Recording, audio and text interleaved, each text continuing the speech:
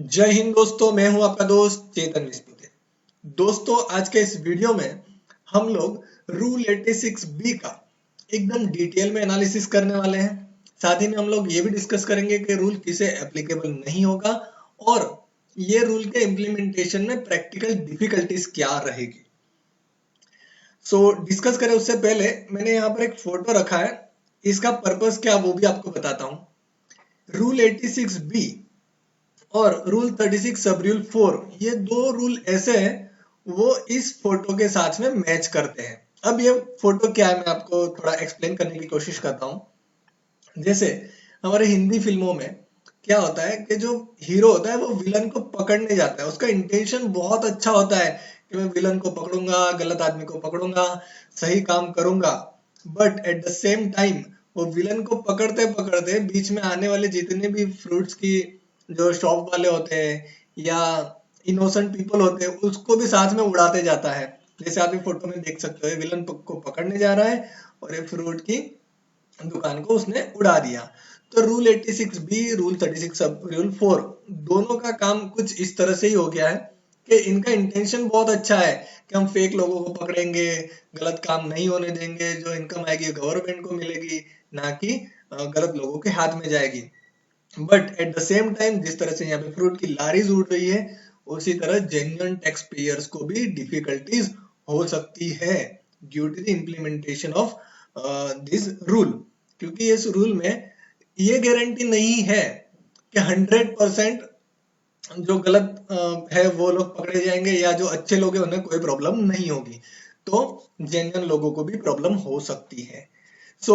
अब आगे डिस्कस करते हैं रूल को। रूल 86B सबसे पहले एक बार पढ़ लेते हैं, फिर इसमें प्रैक्टिकल डिफिकल्टीज को डिस्कस करेंगे। रूल 86B क्या कहता है? Not withstanding anything content in this rule. मतलब आगे के जो रूल है वो सब में कुछ भी लिखा हो, ये रूल फाइनल है, सबको ये ओवरराइड करके जाता है। The registered person shall not use the amount available in electronic credit ledger to discharge his liability toward outward tax in excess of 99% of such tax liability in cases where the value of taxable supplies other than exempt supplies and zero rated supply in a month exceeding 50 lakh rupees. सबसे पहले जो monthly जिनका supply जो हो रहा है वो 50 लाख से ज्यादा है। अब वो सप्लाई की डेफिनेशन जो है ये वाली, ये रूल के लिए, उसमें टोटल सप्लाई में से एग्जेम्प्ट को निकाल देना है और जीरो रेटेड को, यानी कि जो बाहर जा रही है, आउट ऑफ इंडिया जा रही है उसको, और जिस चीज को एग्जेम्प्ट करके रखा है, जिस सप्लाई को एग्जेम्प्ट करके रखा है उसे छोड़कर जो मंथली सप्लाई हो रही है, चाहे वो सर्विस हो या गुड्स हो, अगर 50 लाख से ज्यादा है तो उन लोगों को क्या करना है, अपनी जो इनपुट टैक्स क्रेडिट है वो 99% तक यूज कर सकते हो अगर टैक्स लायबिलिटी आ रही है तो, और 1% कंपलसरी कैश में पे करना पड़ेगा। ये हो गया रूल 86B। अब आगे दिया है एक्सेप्शन। अब ये जो एक्सेप्शन है यहाँ से काफी सारे लोगों को रिलैक्सेशन मिल सकता है, बट यहाँ पर प्रैक्टिकल डिफिकल्टीज आ सकती है। देख लेते हैं क्या है। Provided that the said restriction shall not apply where clause A the said person, person की डेफिनेशन में सभी लोग आ जाएंगे, कंपनी भी आ जाएगी, पार्टनरशिप फर्म भी आ जाएगी, ठीक है, और द प्रोपराइटर और कर्ता और द मैनेजिंग डायरेक्टर और any of its two partner. अब जो पार्टनर की बात की है वो फर्म के रिगार्डिंग बात की है, और whole time director, member of managing committee of association अगर कोई एसोसिएशन है तो, और board of trustees as the case may be have paid more than 1 lakh rupees as income tax act under the income tax act in each of the last 2 financial year for which the time limit for filing of return under section 139 subsection 1 of the said act has expired। अब ये close को हम discuss करते हैं। सबसे पहले simply बात करते हैं कि अगर कोई भी पर्सन ने, चाहे वो कंपनी हो, पार्टनरशिप फर्म हो, या उसके पार्टनर, पार्टनरशिप फर्म के कोई पार्टनर उन्होंने इंडिविजुअल कैपेसिटी में, या कंपनी के मैनेजिंग डायरेक्टर ने, होल टाइम डायरेक्टर ने, या खुद प्रोपराइटर अगर प्रोपराइटरशिप फर्म है तो, या तो एचयूएफ में कर्ता ने पिछले 2 फाइनेंशियल ईयर में 1 लाख से ज्यादा इनकम टैक्स पे किया है, मोर देन 1 लाख रुपीज, अगर एग्जैक्ट 1 लाख है तो भी नहीं, मोर देन 1 लाख रुपीज की बात की है, 2 फाइनेंशियल ईयर में 1 लाख से ज्यादा का टैक्स पे किया है, तो उनको ये रूल एप्लीकेबल नहीं होगा। अब यहाँ पे बात करते हैं, कई सारे लोगों ने मुझे पूछा कि सपोज करो हम टैक्स इनकम टैक्स पे नहीं करते बट हमारा टीडीएस डिडक्ट हुआ है, और वो टीडीएस जो है वो हमारा जो हम रिटर्न फाइल करते हैं 1 लाख से ज्यादा है, तो yes TDS also include the tax. तो ऐसा नहीं है कि आपको जेब से भरना है, अगर आपका टीडीएस किसी ने डिडक्ट किया है या टीसीएस किसी ने डिडक्ट किया है, वो भी आपकी टैक्स की लायबिलिटी के सामने सेट ऑफ हो रहा है, 1 लाख से ज्यादा है तो इसमें इंक्लूड हो जाएगा। अब दूसरी बात, ये जो लाइन लिखी है, the time limit for filing the return under section 139 subsection 1 of the said act has been expired, ये एक्सपायर्ड लिखने का क्या मीनिंग था मुझे बिल्कुल भी समझ में नहीं आया। एक एग्जांपल के साथ में डिस्कस करते हैं। सपोज करो फिनेंशियल ईयर 1920 में किसी ने 1 लाख से ज्यादा पे किया है, 2021 जो भी आने वाला है उसमें भी अगर किसी ने ड्यू डेट के पहले ही ऑडिट कर दिया, अगर वो ऑडिटेबल, ऑब्वियसली ऑडिटेबल ही होगा, इतना बड़ा टर्नओवर की अगर बात की है इस रूल में, तो उसका ऑडिट की जो ड्यू डेट है या रिटर्न फाइलिंग की जो ड्यू डेट है वो अक्टूबर रहेगी नेक्स्ट ईयर के लिए। बट वो पर्सन जो है प्रोएक्टिव है, उसने अगस्त में रिटर्न भी फाइल कर दिया, ऑडिट भी कर दिया, सब खत्म कर दिया, टैक्स भी पे कर दिया, बट 139 सबसेक्शन 1 के हिसाब से जो टाइम लिमिट है वो तो एक्सपायर्ड हुई ही नहीं है। अब यहाँ पे इंटरप्रिटेशन क्या करना है उसके लिए, या ओवरऑल टाइम लिमिट एक्सपायर्ड नहीं हुई है, यहाँ पर लिखना चाहिए था कि time limit or he furnish the return whichever is earlier, ये होता तो हम सही समझ सकते थे। तो यहाँ पर अगर सपोज करो 1 साल में ही टैक्स पे किया और दूसरे साल में नहीं किया है, वैसा इंटरप्रिटेशन हो जाता है। अगर सिर्फ यही लिखा है तो यहाँ पे लिखना चाहिए कि or he files return whichever is earlier, बराबर। तो ये एक प्रैक्टिकल डिफिकल्टी हो गई। दूसरी डिफिकल्टी, अब ये पार्टनरशिप की बात करिए पार्टनर के लिए। सो अगर सपोज करो कोई फर्म है, वहां से लॉस हो रहा है और कोई जो पार्टनर है उसकी इंडिविजुअल कैपेसिटी में और कोई बिजनेस ही नहीं है, वो ऑब्वियसली वो टैक्स पे करने ही नहीं वाला है, बट वो फर्म है उसने नया बिजनेस स्टार्ट किया है, उसने बहुत सारी कैपिटल इन्वॉल्व करी है, सपोज करो 2-4 करोड़ की उसने मशीनरी परचेस कर ली है, ऑफिस सेटअप बनाया, तो ऑब्वियसली उसकी जो इनपुट टैक्स रेट है वो ज्यादा रहने ही वाली है, या बहुत सारे केस में हो सकती है, ज्यादा रह सकती है। सो वहां पर जेन्युइन लोगों को डिफिकल्टी हो सकती है। दूसरा, बोर्ड ऑफ ट्रस्टीज और मेंबर ऑफ मैनेजिंग कमेटी। अब देखिए कोई भी ट्रस्ट आप देख लो तो ट्रस्ट में हो सकता है बहुत सारे ट्रस्टी हो जो बोर्ड मेंबर बना उसमें, या मैनेजिंग कमेटी जो है एसोसिएशन का, वहां पे भी बहुत सारे लोग हो सकते हैं।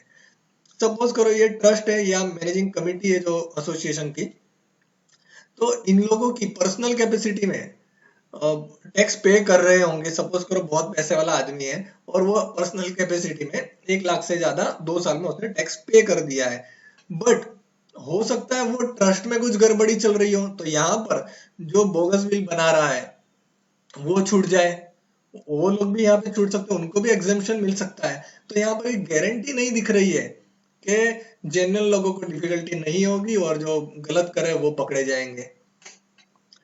सो ये एक था। अब अगला है clause B, the registered person has receive a refund amount of more than 1 lakh rupees in the preceding financial year on account of unutilized input tax credit under clause 1 of first proviso of section 54 subsection 3। तो ये zero rated supply जो कर रहे हैं उनको 1 लाख से ज्यादा का अगर रिफंड मिल चुका है, तो अब जो जीरो रेटेड में सप्लाई कर सकता है तो वो जरूरी नहीं है कि वो जीएसटी पे करेगा और बाद में रिफंड करेगा। हो सकता है जीरो रेटेड वाले ने एलयूटी या बॉन्ड बना दिया तो उसे तो रिफंड का जरूर है ही नहीं, या तो आईटीसी जो इनपुट टैक्स क्रेडिट का रिफंड रहता है वो 1 लाख से ज्यादा नहीं है, तो क्या वो जेन्युइन नहीं हुआ, वो कैसे करेगा। अगला clause C, the registered person has received a refund amount more than 1 lakh rupees in the preceding financial year on account of unutilized input tax credit under clause 2 of first proviso of subsection 3 of section 54। Similar इसके जैसा ही ये जो zero rated है और ये other than zero rated यानी कि inverted duty में जो लोग फॉल हो रहे हैं वो, जिसने 1 लाख से ज्यादा का रिफंड लेके रखा है। अब यहाँ पे टेक्सटाइल वाले जो काफी टाइम से और 100% इन्वर्टेड ड्यूटी में आ रहे हैं, वो हो सकता है यहाँ पे उनको रिलीफ मिल जाए, बट किसी का नया बिजनेस है, उसका रिफंड ज्यादा हो सकता है, उसका 1 लाख ना बना हो, 99,000 ही बना हो, तो यहाँ पे जेन्युइन को प्रॉब्लम आ जाए। और दूसरी चीज, इसकी क्या गारंटी कि जो 1 लाख से ज्यादा का रिफंड ले रहे हैं वो बोगस बिल बनाने वाले नहीं है। हो सकता है कि बोगस बिल बनाने वाले भी रिफंड ले रहे हो, तो वो तो ये इस रूल में से बच ही जाएंगे। तो रूल का जो क्रक्स है, जो इंटेंशन है कि भाई हम गलत लोगों को पकड़ लेंगे, बोगस आईटीसी ले रहे हैं वो पकड़े जाएंगे, तो वो तो साइड पर ही रह जाएगा। और जो अच्छी सोच है, जो अच्छा सोच के बनाया है इस रूल को, वो फुलफिल होता हुआ नहीं दिख रहा है, और जेन्युइन लोगों को डिफिकल्टीज भी कहीं पर आ सकती है। और as per news, high court ने भी गवर्नमेंट को इस रिगार्डिंग रूल 86 बी के रिगार्डिंग उसकी कॉन्स्टिट्यूशनल वैलिडिटी के रिगार्डिंग भी नोटिस भेजा हुआ है। अगला close D, the registered person has discharge his liability toward output tax through the electronic cash ledger for an amount which is in excess of 1% of total output tax liability applied cumulatively up to the said month in the current financial year.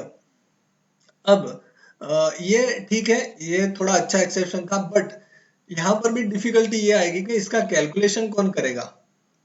कभी इतना time है किसी के पास इसको पूरा, suppose करो मेरे March month का रिटर्न फाइल कर रहा हो तो मुझे अप्रैल से लेकर सारा कैलकुलेशन करना पड़ेगा, तो ये भी एक प्रैक्टिकल डिफिकल्टी आ सकती है। अगर पोर्टल पे इसका कैलकुलेशन आ जाता है देन वेल एंड गुड, ये एक्सेप्शन अच्छा है। अगला है, और the registered person is government department, public sector undertaking, local authority और स्टैट्यूटरी बॉडी। अगर ये लोग हैं तो इन लोगों को कुछ भी हो कंडीशन वंडीशन देखना नहीं है, ये लोग हैं तो इनको ये रूल एप्लीकेबल नहीं होगा, यानी कि गवर्नमेंट के लिए एप्लीकेबल नहीं होगा। अगला है, provided further that the commissioner or an officer authorized by him in this behalf may remove the said restriction after such verification and such segregation as he may deem fit। तो commissioner के पास जाए कौन, officer कौन से case में, commissioner भी कौन से केस में सामने से ये रूल को किसी के लिए एग्जाम कर सकता है। वैसे कितने केस हो सकते हैं, तो अगर जेन्युइन लोगों को हो रहा है तो क्या सारे के सारे कमिश्नर या ऑथराइज ऑफिसर के पास जाएंगे, ये भी एक प्रैक्टिकल डिफिकल्टी है। अब दूसरी चीज, इन सब के अलावा जिन्होंने नया बिजनेस स्टार्ट किया है, बड़े बड़े जो स्टार्टअप है, उनको भी डिफिकल्टी आ सकती है, क्योंकि उन्होंने बहुत सारा इन्वेस्टमेंट करके रखा होगा, आईटीसी भी बहुत सारी होगी, और हो सकता है पिछले 2 साल में उनका लॉस हो। अगर पुराना 2-3-4-5 साल पुराना अगर स्टार्टअप है उसका लॉस है, तो ऑब्वियसली उसने टैक्स नहीं पे किया होगा, तो एग्जाम्पशन से बच नहीं पाएगा। इन्वर्टेड ड्यूटी में या एक्सपोर्ट उसने नहीं किया तो ये भी एग्जाम्पशन उसे नहीं मिलेगा।